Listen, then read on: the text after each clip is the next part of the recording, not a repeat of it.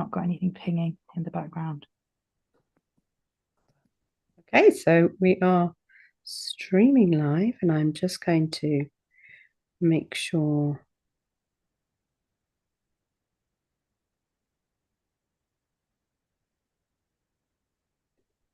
Okay, Not got anything pinging in the there we background. go. Good. We are live, Okay, and so we are streaming I live, and I'm just going to make sure I think I can hear YouTube going on in the background.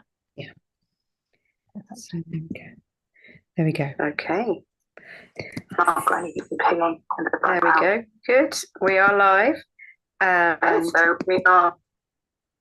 Yes, I don't know why it has to open up another session and then I can't work out how to mute it. So we are live, and I'm still learning how to go live in YouTube, because it's the first, well, now my second one today to go live on YouTube.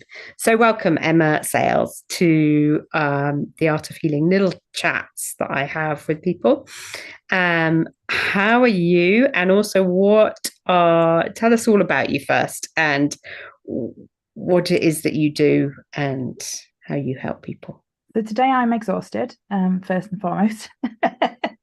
I am a neurodivergent, diagnosed neurodivergent woman. I've got ADHD and ASD, and I'm single mom to a 4-year-old who is basically just me, but in a smaller, more hyperactive body.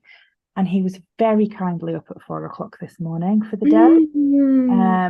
So I had, one of those starts to the days where my son woke up at 4 o'clock, and then someone posted something on social media on one of my posts that upset me, and then a bird pooed on me on the school run. And so I was just like, by like 9:30, I was like, it's fine. I'm just going to go to Tesco, chill out, get a coffee, have a croissant. Everything will be fine. And I am a life coach. I'm a health and life coach, and I work with neurodivergent adults, parents of neurodivergent children, and adults who think they might be neurodivergent but don't really know what they want to do about it, to make them realize. The reason I started with my intro like that is because to make people realize that it's okay if everything doesn't go perfectly all the time, and that we all go through it. And just kind of, my overarching goal is to support parents and adults so that the next generation don't have to go through what we went through, because there's a huge gap in knowledge for our generation about neurodivergence. And when we were growing up, we didn't have the support. So I want to support the adults so that the adults can then support the children. And then we've got like a generation of healthy, empowered, confident, neurodivergent people coming to like take over the world next. Sounds fabulous. Can I just say to you, as given that all of that has happened today and you didn't sleep well last night, to offer you the opportunity maybe to do this on another day, or are you happy to continue? I'm happy. This was like my prep. I've done my prep. I've done nothing else this morning so that my head could be clear, and I will be ready and raring to go for this. Okay, good. I just wanted to make sure that you were okay. No, thank you for the opportunity. So you tell us about your experiences then, given that you weren't, when were you identified as? So what happened for me, and it kind of just kick-started everything really. I had my son when I was, oh my word, 33.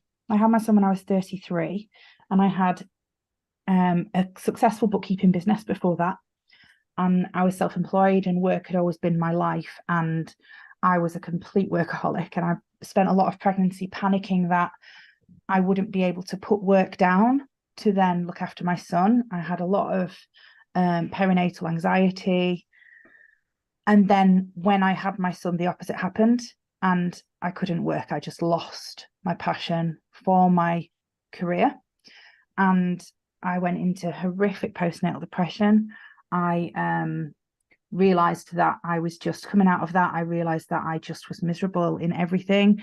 That I was in the place I was in for the wrong reasons. And I was very aware that in the position I was in, I was not going to be a great role model for my son, because as a parent, my primary motivation was making sure that his life was as easy as, and he felt as good about himself as possible, because I have a lot of mental health issues in the past, and I was just like, right, I have to try and make sure that I am the best that I can be, so that he learns to be the best that he can be.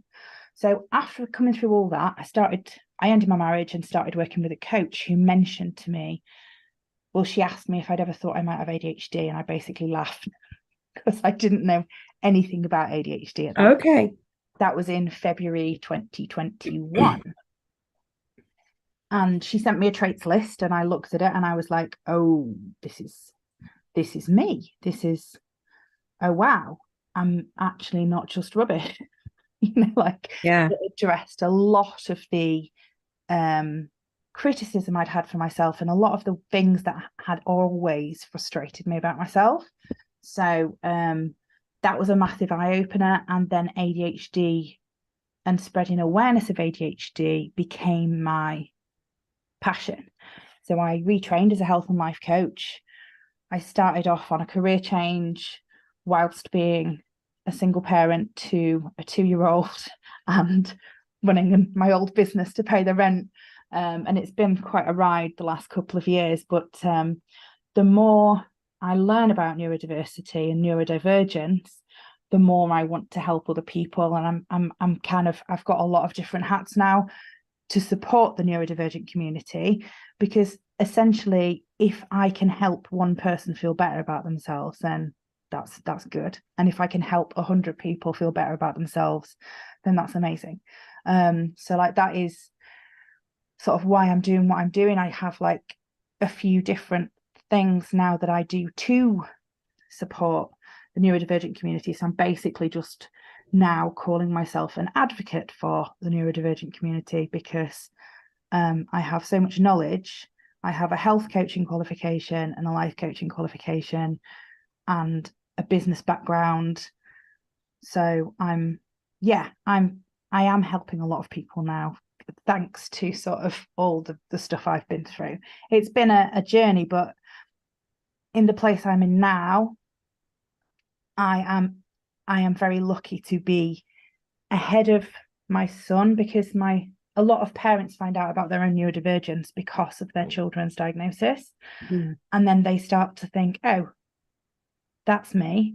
Whereas because it was pointed out to me before my son started showing traits, I'm coming into this with the knowledge, so I can support him from like day one in going through what he's going through. So I want to give other people that sort of advantage. Does that make sense? It does, absolutely. I've spoken to a lot of people with ADHD, and some of them really do appreciate it actually as a bit of a superpower, because it can, whilst it can detract, it can also absolutely add to your life. A lot of very creative people are neurodivergent. Oh yeah. I mean, it's learning to focus on the positives. It's learning to focus on what you can do rather than what you can't. I mean, there's a lot of people, you hear of people going into jobs. A job interview is kind of a good example, because when a neurodivergent person goes for a job interview and they are open about their condition or whatever it is that they struggle with, what they get asked is, okay, well, what can't you do? Rather than, okay, so what can you do? What can you give us that someone else might not be able to? So there's so much focus on the negative side of things. I mean, there's so many things that I have and so many qualities that I have because of my neurodivergence, that I've always kind of, I mean, when I was bookkeeping, I used to hyper focus on deadlines. So I used to work for like 3 days solid before a deadline. And I mean, when I say 3 days solid, I mean literally 24 hours. So I'd work and then I'd come home and I'd work And then I'd go back into the office the next day and I'd be like, oh no, I've not slept. And everyone was like, how have you done that? And you're okay? And I'm like, well, yeah, and people just couldn't understand how. And now I know how I did that. I mean, I'm not advocating that anyone does that, because it's not a good way to live and it's not healthy. And it was the before times. So, that was before I started like looking after myself. So but things like that, I mean, that's the most extreme example I've got, but it explains why I can, if someone gives me a problem, I can turn it around quickly. I'm really good at problem solving. I'm incredibly empathetic. That's a neurodivergent strength. I'm great in a crisis because we are the hunter-gatherers. The theory is that neurodivergent people are the hunter-gatherers of the past. So if like a bear is coming and everyone's like, what do we do? Then you get someone with ADHD, throw them in front of the bear and they'll figure it out, So it's got, there are a lot of qualities. And yeah, I'm not great at finishing things and I'm always late. I wasn't late today though. So that's nice. But there are a lot of positives. And if you can focus on those, then it makes the negatives and the struggles seem a lot less important. Yeah, I find a friend of mine said she thought I was ADHD, but I don't think if I am, I'm very mildly it, because I don't suffer the real negative aspects of it. If I have it, it's more of a positive, but I certainly am always late because I'm always trying to do things right up to the last minute. And so, oh no, I've got 10 minutes before I have to go, so I'll do that, rather than most people would say, right, well, I'll get there 10 minutes early. Now, you'll fill every single second of those 10 minutes and make it as valuable as possible. Yeah. And then or equally be stuck on the phone in a complete time warp. So time blindness is it's fun. I mean, my friends always used to refer to say that I'd run on Emma time. So everyone just knew that I would be there and I would keep them posted on how late I was running. But, whatever time I would be there, and I was trying my best. Yeah. Because I do. Like I just did for ADHD Awareness Month in October, I just did 25 reels and TikToks about 25 different ADHD traits. And the last one I did was, people with ADHD are not lazy. We really want to be able to do the thing and be reliable and get there on time and finish things. But there's just a lot in the way sometimes. And those things that get in the way sometimes aren't really the most important, but that doesn't stop them from being in the way. And, it's okay. And having the awareness that it happens helps a lot.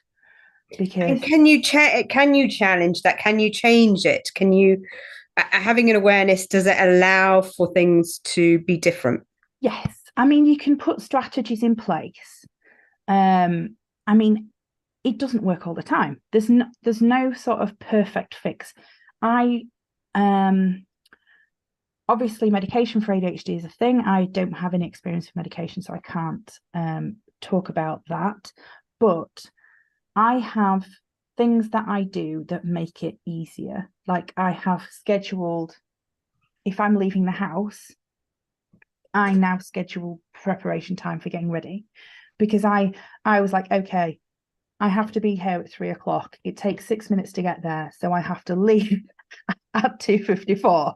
And then I would stand up from my desk at 2:54 and be like getting my shoes on and so on and so forth. So now I have like 10 minutes, a buffer zone of 10 minutes. And I know that I need that. And realizing that that's what I did was like, okay, that's that. We need to, and sometimes I do eat into the 10 minutes, but if my alarm goes off, I'm like, right, I need to get ready to leave now. For ADHD paralysis, which is another big one, which is kind of like when you're trying to get yourself to do something you don't really want to do. Yeah. The hours I have spent in my life sat in a towel on the edge of my bed, like I wouldn't want to quantify because it would be such a terrifyingly large number. on my phone or fiddling with something or like even sorting something out. And it's when you realize it's happening, when people say, what do you have to do? And you're like, well, I have to get up and get in the shower, or I have to get dressed. I'm like, right, getting dressed is a big task. What is the first thing you have to do? Like, oh, I have to swipe close this app on my phone. Then put my phone down, stand up, open my drawer, and it's realizing that it's lots of little things. It's not just get dressed. That helps. And once you've done that first swipe, it makes it a lot easier to then flow into the next step and the next step and the next step. Because like saying, right, get dressed, it's like, oh my God, that's such a big thing to do, which sounds like an overstatement, but it genuinely can be. So it's just breaking things down. So there are tactics you can use, but the thing is, there's no fix all. There's no solution that works for everybody, because everybody gets stuck at a different place. So it's quite bespoke to the individual, the help that is needed and the support that works for them, and what works for one person doesn't work for someone else. It's the same with neurotypical people, isn't it? Yeah. Because at the end of the day, we are all neurodiverse. Under the neurodiverse spectrum, you've got neurodivergent and neurotypical. So, everyone's brain is different. So you can't really, it's a bit of a minefield, but it's very interesting. Very, very interesting. Yeah. Yeah. And I have you read any of Gabor Mate's work on the issue? I avoid it because I have heard what I have heard is I kind of, because I have done a lot of, because it's provided so many answers for me, and because I don't like the thought of fixing, because it's just a different way of doing things, and because there are so many strengths to being neurodivergent. And it's like the way that you talk about, there's a lot of people say it's like a flower. If a flower's not growing, you don't change the flower, you move it to a different environment and change the environment around it to help it grow. So it's like the work that I'm trying to launch some workshops for schools, because teachers don't really get any training around working with neurodivergent children. And if you work with all children as if they were neurodivergent, the neurotypical kids would not struggle with that kind of change. So like slight tweaks in methods of communication and the way that things are said is not going to harm neurotypical people, but would make the neurodivergent people's lives easier. And I don't think it is Gabor Mate that talks about rewiring brains and fixing it, isn't it? Am I getting confused? He talks about trauma. The cause of No, not necessarily the cause, but how but there is a link as well. And yeah, I mean PTSD is a form of neurodivergence. So because it's anything that causes the brain to work differently. So there are neurodivergent people that were born with it, and then there are neurodivergent people that weren't, but it's like more of a environmental thing. Yeah. But I don't think that it matters so much for the solutions, what the cause was or where the root was. I mean, I can identify a lot of things in my childhood that would have been easier if I'd had this knowledge. And I can see a path in my family from where it could have, where it's come from. I know I spoke to somebody a while ago that was all very much all neurodivergence is caused by trauma of a kind. But I think it's and it's probably a strange, it's a bit of an out there statement, but I think it's a more of a evolutionary thing, in that the society is changing, the world is changing, and our brains need to keep up with it. And the strengths of neurodivergent brains are very beneficial. It's kind of like I can't think of it's just, I think it's partly evolution. Okay.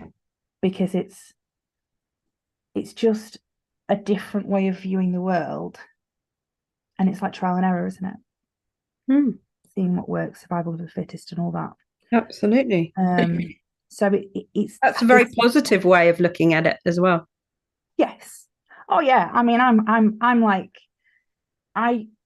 there are days obviously that I wish that things were easier, and that when I'm struggling with rejection, because rejection sensitivity is a huge issue in neurodivergence, and that's one of the big issues with kids, especially around puberty, because you've already got teenage puberty hormones raging, and women as well going through menopause, perimenopause. You've already got pregnancy, you've already got a lot of hormones. So if you add those hormones into the rejection sensitivity of neurodivergent brains, it's just awful. And people can say something to you that is completely innocent, and if you hear the wrong tone or don't pick up the tone because you're autistic and you can't quite understand sometimes different tones of voice, it can be catastrophic for the mood. So like it's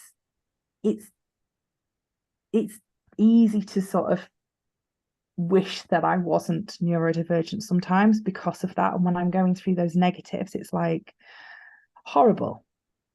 But also at the same time, when I designed a course online for one of my old clients in my old business, and they basically said, this is the course we want to do, and nobody can seem to get it into a structure. Can you have a look at it? I know you've only got an hour. And in that hour, I turned it around and gave it back to them, and they were just like, oh, so we can just build this now? And I'm like, yeah, that's fine. I just like did. It was like, it's like a jigsaw, just like the pieces just come together, and I just put them in the place they go. And it's the whole like outside the box thinking and bringing solutions together that is a massive superpower. I don't really like the term superpower because it sounds corny, and I feel like it kind of diminishes. It's just a strength, isn't it? Like everyone has strengths. And it, yeah, I mean that's probably just a me thing, but you know. Yeah, that's me waffling. Fabulous. No. So do you presumably you work on Zoom with people or online with people? Yeah, so I have I do one-to-one coaching, and I have workshops for exploring neurodiversity. So they are sort of like group sessions for up to 12 people if they don't know whether they might be neurodivergent and don't really know what to do about it. That's a workshop. I have a Facebook support group for parents, which is available on Facebook because it's a Facebook support group, but that's like a free of charge support group, which is kind of a place to vent and get and what's that called? Parents. It's called What About Us? Okay. Because there's a lot of support for children, and there is a lot of support for parents, but it's support for parents with the children, not with their own mindset and their own issues and their own struggles. So I work with parents on them so that they can then work with their children on them.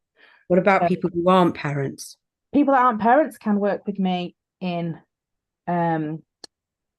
one-to-one, and I'm launching a membership for, I'm so excited about it, for health support. So I got a health and life coaching accreditation, and then when I switched to neurodivergent, working with neurodivergent people, I kind of abandoned the health.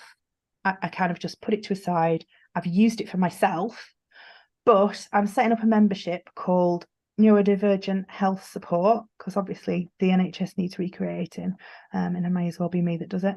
Neurodivergent Health Support, which will be an anti-diet, which is another term that's interesting, to support neurodivergent adults with health, with weight, with their relationship with food, through coaching, through mindset and accountability and support. And there's a load of resources and stuff. That's launching on the 27th of November. The group is there now.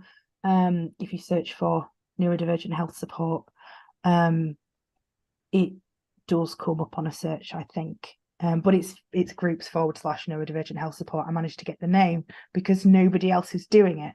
So that's another way. And then if people have access to work support, I provide ADHD coaching to help with strategies and business support for neurodivergent entrepreneurs.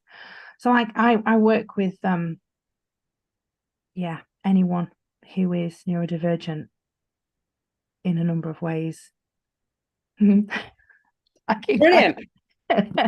Yeah. So if you want to work with me and you're neurodivergent, or you think you might be, I will be able to help, because I like talking to people and helping people. And if I can make, I think the most rewarding thing I've done in my business is these reels that I've done for ADHD Awareness Month. One of them has nearly 15,000 views now on Instagram. Wow. Honestly, just one of them. There's some of them. What's the name on Instagram? Instagram is Emma Sales Coaching. But there's one reel about how people with ADHD may seem narcissistic, which was the reel that I was very nervous about posting, which says a lot, doesn't it? It's always the thing that you're just not quite comfortable doing. And I posted that, and it has gone, like, so many people have commented and messaged me and thanked me for doing the reels that I've done. So it's amazing. And I mean, I've done that just for awareness. I've not sort of gained anything about it apart from validation that I am helping people, which has helped massively with my imposter syndrome that I get from, just talking about my own problems and hoping it helps people. So yeah, it's really rewarding to know that it's making a difference, and to know that somebody has seen a reel or a TikTok or something that I've done. On TikTok, I'm Emma Sales Coaching as well. And just thought, oh God, that's a relief. Or it's not just me, or, felt like a moment of like, oh, right, okay, clarity. Or if I've given that to somebody, then that's a win, isn't it, for me and for them? Definitely. Coaching is definitely a win-win job to be in. I find it so rewarding. I've got a client that I'm working with at the moment, and at the end of every session, she's like, you do know you're really great at this, and this is so fantastic, and I'm getting so much out of it. And I'm like, it's just, you leave the sessions knowing that they've come away buzzing and you come away buzzing, and it's just so positive for everybody. So brilliant. Yeah. That's lovely. I love it when people are really passionate about what they do and what they can offer to help support other people as well. And when it comes from your own experience, it's even more profound, isn't it? Yeah. So I think a lot of people that do coaching have come through something, because I think a lot of the passion to help comes from not wanting other people to go through what we've been through ourselves. The coaches and therapists and a lot of people that work in wellness in some way, shape or form have been through it, because it does kind of leave you with this, I hope nobody else feels like this kind of mindset, and then working it into a positive change and something amazing coming from it, and helping other people from it is a really good thing to do with trauma and negative experiences, to sort of flip them so that they're helping others. It's a really, I am often proud of what I'm doing. So it's good. It's really positive. Brilliant. Yeah, I was about to say that at this point, I explained to people my reason for interviewing people, which is because when my father died of cancer, or was dying of cancer, I didn't really know how to handle it emotionally, or excuse me, and so I was just not dealing with it and not emoting and not feeling into what I was supposed to be feeling, and as a result, I became quite unwell.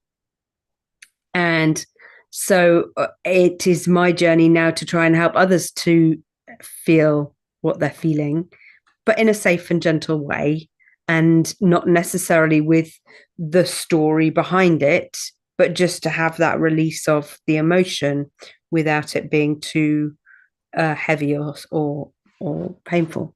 Yeah. And so I wanted to chat to other people in my group and just to ask them the question that I asked you right at the beginning, which I didn't mean to ask you, and I did. And you, unlike a lot of people, answered it incredibly honestly. And more often than not, the standard answer to the question is, I'm fine. And you didn't. You said exactly how you were. So I really appreciate that you came straight at the beginning, right with the right response to that question, because we're not always fine, and more often than not, there's always something. Even if we're happy, there can also be a moment of sadness within that happiness. We can also be angry and happy. We can be all of the mix of myriad of emotions that we can be. And so so I normally at this point say to people, how are you feeling? How are you? But you did answer that correctly. But I also offer you a little bit more space now to say, is there anything else that you would like to add, that even though you were saying it because you knew that you were saying it because it would help somebody else, but from your perspective, how are you now? And not in a way that is going to potentially help somebody else, but just that you are heard. Is there anything that you would like to add to that? I mean, I spent like 45 minutes recording TikTok, because that's how long it should take to record a minute long video before this, or like 45 minutes or so before we spoke, about how my morning had gone and how I completely changed my day. And I did. And I am solely focused on doing this interview with you, because I was really looking forward to it, and doing things that I liked today. Things that may take me forward. They may just make my brain rest a little bit. They may just get past the time until I go for Tyler at 2:45. But it's completely okay that I had a hard morning and then just changed everything so that I could just look after myself. And there's so much pressure on feeling like we have to do everything right now.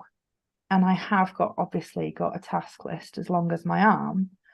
But at the same time, what is the point in doing stuff when you're not at your best, and you're going to end up having to redo it, or it's going to take twice as long, or it's going to stress you out or upset you? So I kind of, the thing that I would add is, however you are feeling, do the thing that's going to help you make you feel better.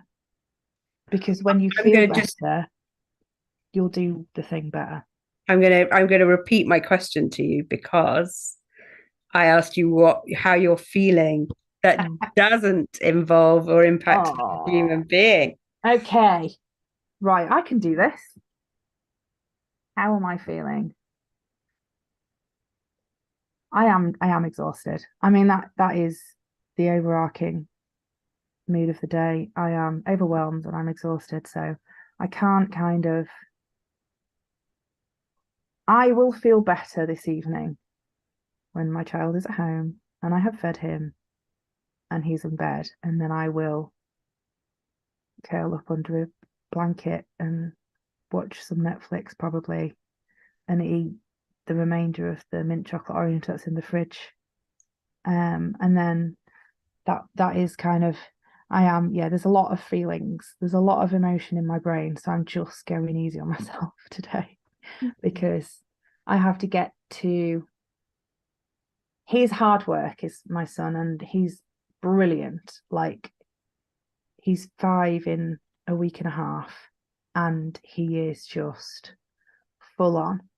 But I know that he's been up since 4 o'clock this morning. When we were on the way to school, he fell asleep in the car.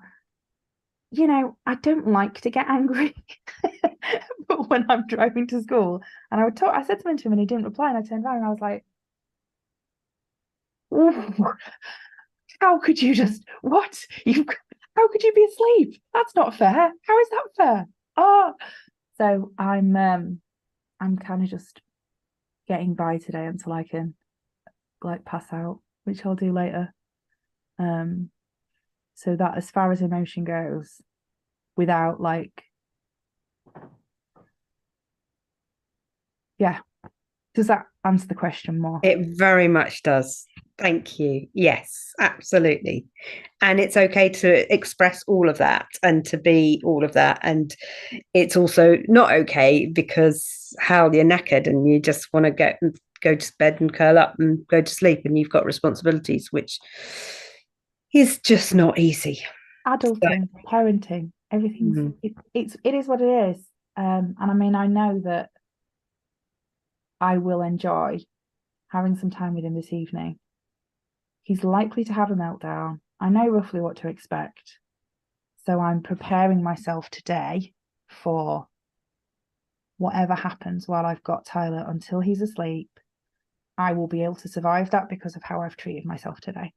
And that's, that's what we kind of, that's the best, rather than like wearing myself down and then I'm exhausted, even more exhausted when I go for him, and then I have I'm not my best for him. So it's not easy. It's not easy at all. But that's kind of what I try and talk about, how it's not easy. And it's okay that it's not easy. Brilliant. Yeah. So thank you very much for coming along today. Is there anything else that you would like to share? I don't think so. I think it's been really nice to chat. I like talking about stuff and about what I do and what I've been through, and finding out about other people and what they've been through. So it's really good that you sort of commented on the post I did and sort of said, look, do you want to have a chat? And I was just like, yes, let's do this. So yeah, thank you for the opportunity. You're very, very welcome. Very welcome. Thank you for coming along. And I interview a lot of people. Someone just said to me, you interview a lot of women, but actually it's open to men, but I just don't often get many men saying yes. So, but they're all on my YouTube channel, which you are now. So if you ever want to see, like the woman that I just spoke to today, who is doing Jars of Joy and doing a fabulous job with her Jars of Joy. Oh, wow. That sounds amazing. I recommend a listen. She's a lovely woman. But there's also a lot of other women that I have chatted to, some who are neurodiverse too, and some who also do all forms of coaching. It's always good to have a look around and see if somebody resonates, and see what works for you. So thank you for coming along, and have a beautiful day. And I hope maybe you could allow yourself a little bit of rest before pickup time, maybe. Absolutely. I've got some Christmas party food. I've got some cheese and breadcrumbs in the fridge. They are going in the oven as soon as I have finished this call, and I'm going to sit and eat them. Brilliant. And have some tea. Enjoy. And I will. Thank you very much. Take care. Have a beautiful day. Thank you. You too.